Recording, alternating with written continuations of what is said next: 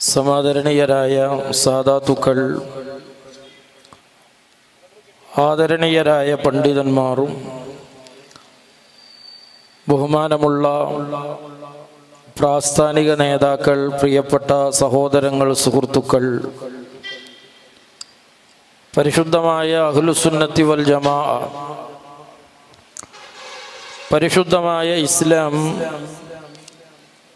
ആ ഇസ്ലാമിക ആശയങ്ങളെയും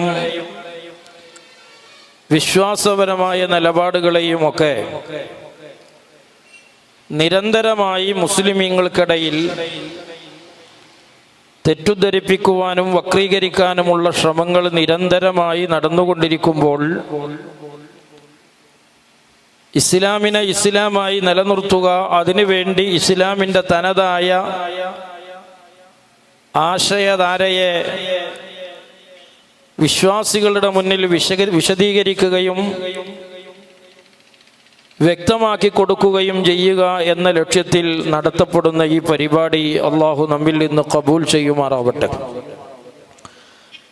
ഏത് വസ്തുക്കളുടെയും മൂല്യമുള്ള ഏത് കമ്പനിയുടെയും ഒക്കെ പേരുകളിൽ വ്യാജങ്ങളായ ആശയങ്ങളെ, വ്യാജങ്ങളായ ഉൽപ്പന്നങ്ങളെ വിപണിയിൽ ഇറക്കുന്നത് നമുക്ക് കാണാൻ കഴിയും.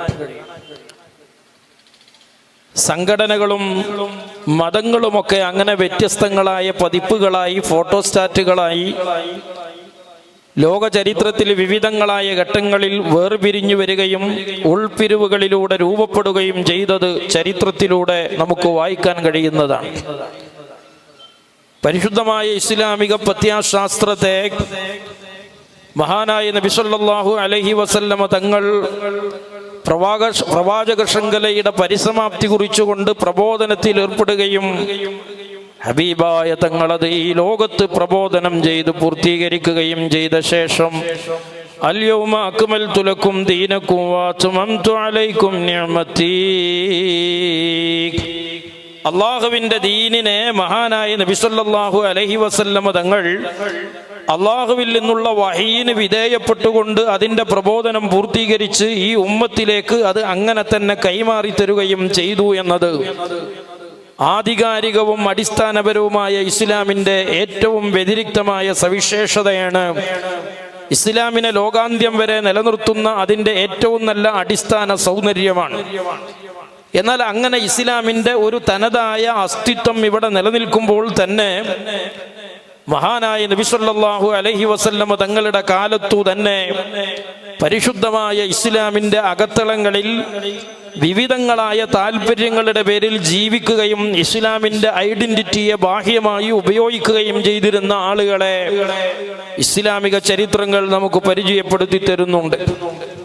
അങ്ങനെയുള്ള ആളുകളെ പരിചയപ്പെടുത്തി തരുവാനും അവരിൽ നിന്നുണ്ടാകുന്ന ഭീഷണികളെ തിരിച്ചറിയുവാനും അവർക്ക് ആഖിറത്തിലുള്ള അപകടകരമായ ശിക്ഷയെക്കുറിച്ച് മുന്നറിയിപ്പ് നൽകുന്നതിനുമൊക്കെയായി അല്ലാഹു സുബ്ഹാനഹു വ തആല പരിശുദ്ധമായ ഖുർആനിൽ ഒരു സൂറത്ത് തന്നെ അവതരിപ്പിക്കുകയാണ്. എന്താണ് അല്ലാഹു തആല സൂറത്തുൽ മുനാഫിഖീൻ എന്ന് പറയുന്ന സൂറത്തിലൂടെ വിശദീകരിക്കുന്നത്? നമുക്കൊക്കെ ഇടയിൽ ഇസ്ലാമിൻ്റെ ബാഹ്യമായ ഐഡന്റിറ്റി അവകാശപ്പെടുകയും അത് എടുത്തണിയുകയും ചെയ്തുകൊണ്ട് ഇസ്ലാമിൻ്റെ മൂല്യവത്തായ ആശയങ്ങളെയും വിശ്വാസങ്ങളെയും അവമതിക്കുകയും അതിനെ വക്രീകരിക്കുകയും അതിന് തത്തുല്യമായി മറ്റു ചില വികൃതമായ ചിന്തകളെ ഇസ്ലാമായി പരിചയപ്പെടുത്തുകയും അതിനെ മേമ്പൊടിയായി ലാ ഇലാഹ ഇല്ലല്ലാഹ് ചേർത്തി വെക്കുകയും ചെയ്യുന്ന അപകടങ്ങൾ നമ്മുടെയൊക്കെ കവലകളിൽ പലപ്പോഴായി നമ്മൾ കാണുകയാണ്. എന്നാൽ ഒരു വിശ്വാസിയെ സംബന്ധിച്ചിടത്തോളം ഇതിൽ പ്രത്യേകമായി അത്ഭുതപ്പെടാൻ ഒന്നുമില്ല. അള്ളാഹുവിൻ്റെ ഖുർആൻ മഹാനായ നബി സല്ലല്ലാഹു അലൈഹി വസല്ലമ തങ്ങളുടെ പാഠശാലയിലുള്ള ജനസമൂഹം അള്ളാഹുവിൻ്റെ ഹബീബ് സല്ലല്ലാഹു അലൈഹി വസല്ലമ തങ്ങളെ വിശ്വസിച്ചുകൊണ്ട് കടന്നു വരുന്ന സ്വഹാബികൾക്കിടയിൽ ഹബീബായ തങ്ങളുടെ പള്ളിയിലും പാഠശാലയിലും ഹബീബ് തങ്ങളുടെ കൂടെയും ഇടയിലുമായി കടന്നു വരുന്ന ഹബീബിൻ്റെ കൂടെയുള്ള എന്നുള്ള ആൾക്കൂട്ടത്തിൽ നിന്ന് രണ്ട് വിഭാഗത്തെ അള്ളാഹുവിന്റെ ഖുർആൻ പരിചയപ്പെടുത്തുന്നുണ്ട്. അതിലൊരു വിഭാഗം സത്യവിശ്വാസികളാണ്, അതിലൊരു വിഭാഗം ഹബീബായ തങ്ങളുടെ അസ്ഹാബുകളാണ്.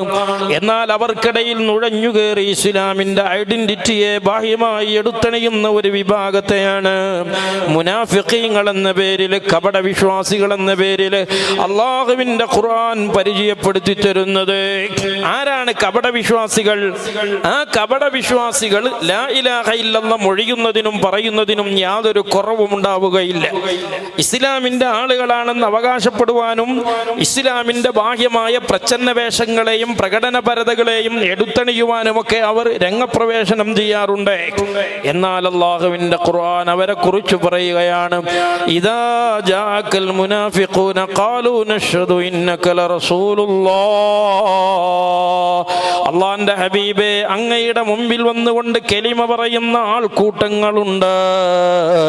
ആ കടന്നു വരുന്ന ജനവിഭാഗങ്ങളിലെ ആ കപട വിശ്വാസികളുണ്ട്. അവർ വന്നുകൊണ്ട് അങ്ങയുടെ മുമ്പിൽ ലാ ഇലാഹ ഇല്ലല്ലാഹ് പറയുന്നവരാണ്. അവരങ്ങയുടെ മുമ്പിൽ വന്നുകൊണ്ട് മുഹമ്മദുർ റസൂലുള്ളാഹ് പ്രഖ്യാപിക്കുന്നവരാണ്. എന്നാൽ അല്ലാഹുവിന്റെ ഖുർആൻ അസന്നിഗ്ധമായി പറയുകയാണ്, മഹാനായ നബി സല്ലല്ലാഹു അലൈഹി വസല്ലം തങ്ങളുടെ സ്വഹാബികൾക്കിടയിൽ നുഴഞ്ഞു കയറുന്ന കപട വിശ്വാസികളുടെ കലിമത്തു തൗഹീദിനെ കുറിച്ച്, അവരുടെ ഇസ്ലാമികമായ ആഗമനങ്ങളെ കുറിച്ച് അല്ലാഹുവിന്റെ ഖുർആൻ അടയാളപ്പെടുത്തുകയാണ്. വല്ലാഹു യശ്ഹദു ഇന്നൽ മുനാഫിഖീന ലകാദിബൂൻ. നബിയെ, അങ്ങയുടെ മുമ്പിൽ വന്ന് കലിമ പറയുന്ന കക്ഷികള്, അങ്ങയുടെ മുമ്പിൽ വന്നുകൊണ്ട് ഖുർആൻ ഓതുന്ന കക്ഷികള്, അങ്ങയുടെ മുമ്പിൽ വന്നുകൊണ്ട് നിസ്കാരത്തിന് സഫ് കെട്ടി നിൽക്കുന്ന കക്ഷികള്, ആ സ്വഹാബികൾക്കിടയിൽ അങ്ങനെ ഒരു തരം വിഭാഗങ്ങളുണ്ട്. വല്ലാഹു യശ്ഹദു ഇന്നൽ മുനാഫിഖീന ലകാദിബൂൻ. അവർ പറയുന്ന കലിമത്തു തൗഹീദും അവർ പറയുന്ന ലാ ഇലാഹ ഇല്ലല്ലയും അവർ പറയുന്ന മുഹമ്മദുർ റസൂലുള്ളയും അവരങ്ങയുടെ മുമ്പിൽ ചെയ്തുകൊണ്ടിരിക്കുന്ന കാട്ടിക്കൂട്ടുന്ന ഏർപ്പാടുകളുമെല്ലാം വ്യാജമാണ്. അത് മനസ്സിൽ തട്ടാത്ത പ്രവർത്തനങ്ങളാണ്. കാരണം ഇസ്ലാമിലേക്ക് ഒരാൾ കടന്നു വരേണ്ടത് എങ്ങനെയാണ്? നബി സല്ലല്ലാഹു അലൈഹി വസല്ലം തങ്ങളുടെ മുമ്പിൽ അപരിചിതനായ ഒരു ആഗതൻ കടന്നു വരികയാണ്. കടന്നു വരുന്നത് മുഖറബുൽ അംലാക്ക് ജിബ്രീൽ അലൈഹിസ്സലാത്തു വസ്സലാമാണ്. മഹാനായ ജിബ്രീൽ അലൈഹിസ്സലാത്തു വസ്സലാം മനുഷ്യരൂപത്തിൽ ഹബീബിന്റെ ചാരത്ത് വന്ന് നിന്നുകൊണ്ട് ഒട്ടനവധി കാര്യങ്ങളെ കുറിച്ചൊരു അന്വേഷകനെ പോലെ, വിദ്യാർത്ഥിയെ പോലെ ഹബീബിന്റെ ചാരത്തേക്ക് ചേർന്ന് നിന്നുകൊണ്ട് നബി സല്ലല്ലാഹു അലൈഹി വസല്ലം തങ്ങളോട് ചില കാര്യങ്ങളെല്ലാം ചോദിക്കുന്ന കൂട്ടത്തില് ഹബീബായ സല്ലല്ലാഹു അലൈഹി വസല്ലം തങ്ങളോട് ചോദിക്കുകയാണ്, എന്താണ് ഹബീബായ തങ്ങളെ ഇസ്ലാം എന്ന് പറഞ്ഞാൽ? എന്തിനാണ് ഇസ്ലാം എന്ന് പറയുന്നത്? അതിന് ഹബീബായ സല്ലല്ലാഹു അലൈഹി വസല്ലം ഈമാൻ കാര്യം പറഞ്ഞു കൊടുത്തു. അങ്ങനെ പലതും പറഞ്ഞു കൊടുത്ത കൂട്ടത്തില് ഇസ്ലാം കാര്യം പറഞ്ഞു കൊടുക്കുന്നതിൽ അതിപ്രാധാന്യത്തോടെ ഹബീബായ സല്ലല്ലാഹു അലൈഹി വസല്ലം എണ്ണുന്നത് എന്താണ്? തശ്ഹദു അല്ലാ ഇലാഹ റസൂലുള്ളാഹ്. അടിമകളാകുന്ന മനുഷ്യരുടെയും അതുപോലെ തന്നെ ഉടമയായ തമ്പുരാന്റെയും ഇടയില് ഇടയാളരായി ഹബീബായ തങ്ങളെ റിസാലത്തിനെ സാക്ഷ്യപ്പെടുത്തിയാലല്ലാതെ, ആ ഹബീബായ തങ്ങളിലൂടെ യജമാനനായ അള്ളാഹുവിനെ തിരിച്ചറിഞ്ഞ് റബ്ബിനെ സാക്ഷ്യപ്പെടുത്തിയാലല്ലാതെ ഒരാൾ ഇസ്ലാമിലേക്ക് കടന്നു വരുന്നില്ല.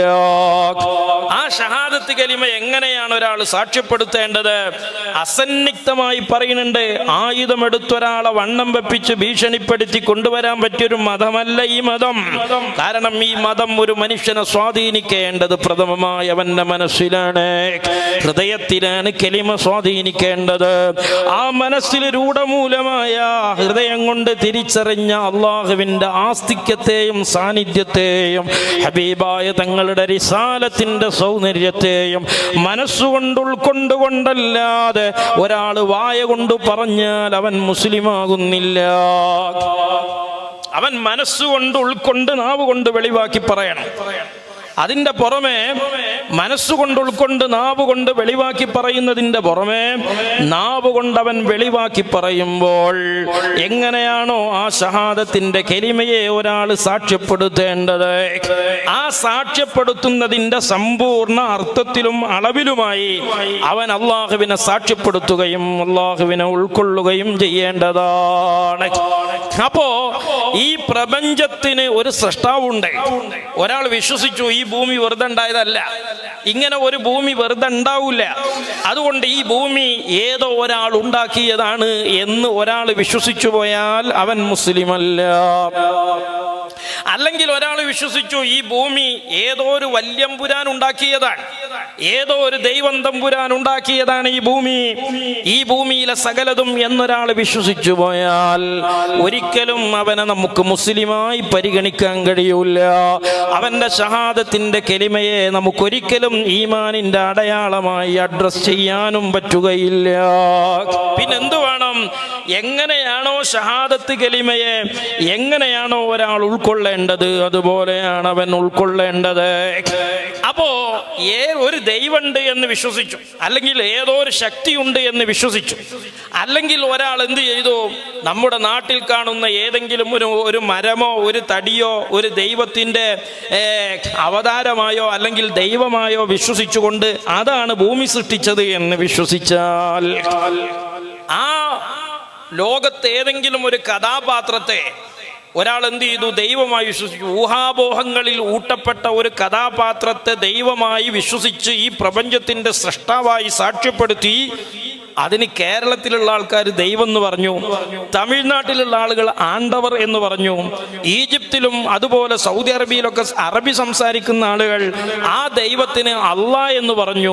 അങ്ങനെ ഒരു വിശ്വാസം, ഒരു ഊഹത്തെ വെച്ചുകൊണ്ട് ഒരാൾ വിശ്വസിച്ചാൽ, അതിനൊരാൾ അള്ളാഹ് എന്ന് പറഞ്ഞാൽ അതിനെയും ഷഹാദത്തായി സ്വീകരിക്കാൻ പാടില്ല.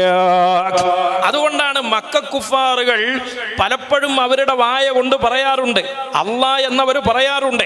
അതെന്തിനെയാണ്?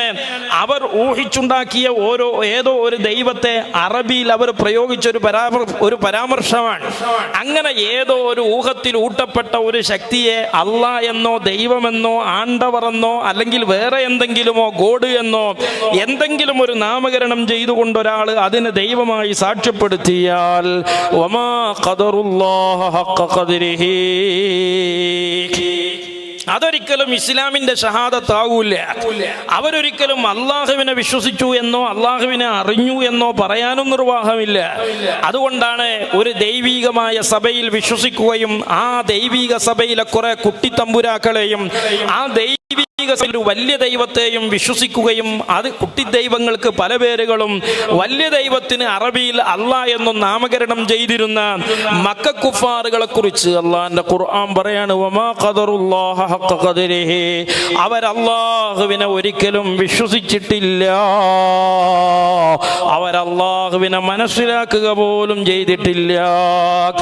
നമ്മളൊക്കെ മഗ്രിബിന് പലപ്പോഴും ഓതാറുള്ള കേൾക്കാറുള്ള സൂറത്തുൽ കാഫിറൂനയിൽ അള്ളാഹിന്റെ ഹബീബിനോട് അരക്കിട്ടുറപ്പിച്ചു പ്രഖ്യാപിക്കാൻ പറയുന്ന വാചകണ്ടേ, ഖുൽ യാ അയ്യുൽ കാഫിറൂൻ, ഓ മക്കക്കാരായ കുഫാറുകളെ, ലാ അഅ്ബുദു മാ തഅ്ബുദൂൻ, നിങ്ങളെ ദൈവമെന്നോ ആണ്ടവരെന്നോ അല്ലാഹ് എന്നോ ഏതു പേരിൽ വിളിച്ച് നിങ്ങൾ ഏത് ആരാധനകൾ നിർവഹിച്ചാലും നിങ്ങൾ ആരാധന നിർവഹിക്കുന്ന ആ ഊഹങ്ങളിൽ ഊട്ടപ്പെട്ട ദൈവിക വിശ്വാസങ്ങൾ ഒരിക്കലും ഞാൻ പ്രതിനിധാനം ചെയ്യുന്ന എൻ്റെ വിശ്വാസത്തിലെ അല്ലാഹയല്ല. ഞാൻ ആരാധിക്കുന്നത് നിങ്ങൾ പറയുന്ന അല്ലാഹ് എന്ന ഒരു വലിയ ദൈവത്തിനെയുമല്ല. ലാ അഅ്ബുദു മാ തഅ്ബുദൂൻ വലാ അൻതും ആബിദൂന മാ അഅ്ബുദു, ഞാൻ ആരാധിക്കുന്ന ദൈവത്തെ നിങ്ങൾക്ക് ആരാധിക്കാനും പറ്റില്ല. ലക്കും ദീനുക്കും വലിയ ദീൻ, നിങ്ങളുടെ ആരാധ്യൻ വേറെയാണ്, നിങ്ങളുടെ ആരാധനകളും വേറെയാണ്.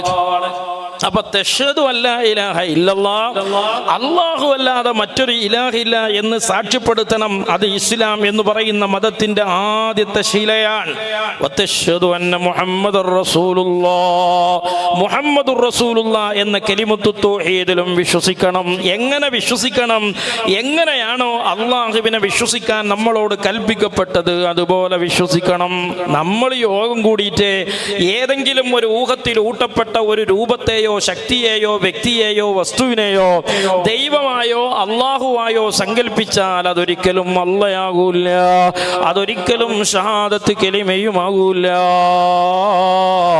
അള്ളാഹുവിന്റെ ഖുർആനിലൂടെ നബി സല്ലല്ലാഹു അലൈഹി വസല്ലം തങ്ങൾ എങ്ങനെയാണ് അള്ളാഹനെ വിശ്വസിക്കേണ്ടത് എന്ന് പഠിപ്പിച്ചു കൊടുക്കുകയാണ്. ഖുൽ നബിയെ, ആ സമൂഹത്തിന് നിങ്ങൾ അള്ളാഹുവിനെ പരിചയപ്പെടുത്തി കൊടുക്കണേ.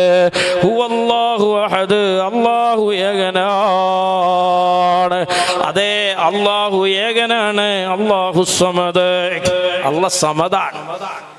ഒരു സ്ഥലത്തെയോ സമയത്തെയോ വ്യക്തിയെയോ വസ്തുവിനെയോ അവയവത്തെയോ ഇടത്തെയോ ഇരിപ്പിടത്തെയോ ഒന്നിനെയും ആശ്രയിക്കാത്ത നിരാശ്രയനായ ശക്തിയാകുന്നു അല്ലാഹ്. ലം യലിദ് വലം യൂലദ്, അവൻ ജനിപ്പിച്ചവനോ അവനെ മറ്റൊരാൾ ജനിപ്പിച്ചതോ അല്ല. വലം യകുൽ ലഹു കുഫുവൻ അഹദ്, നിങ്ങളുടെ ഊഹങ്ങളിൽ ഊട്ടപ്പെട്ട് രൂപപ്പെടുത്തുന്ന ഒന്നുമല്ല അല്ലാഹ് എന്ന് പറയുന്ന ശക്തി. വലില്ലദീന അഹ്സനുൽ ഹുസ്ന, ഈ ദുനിയാവിൽ അള്ളാഹനെ വിശ്വസിച്ച് അമ്പിയാക്കൾ പഠിപ്പിച്ച അമല് ചെയ്ത് അഖിബത്തു നന്നായി മരിച്ചാൽ അള്ളാഹുവിന്റെ അടിയാറുകൾക്ക് സ്വർഗത്തിൽ സന്തോഷിക്കാനുള്ള ശക്തിയാണ് അല്ലാഹ്.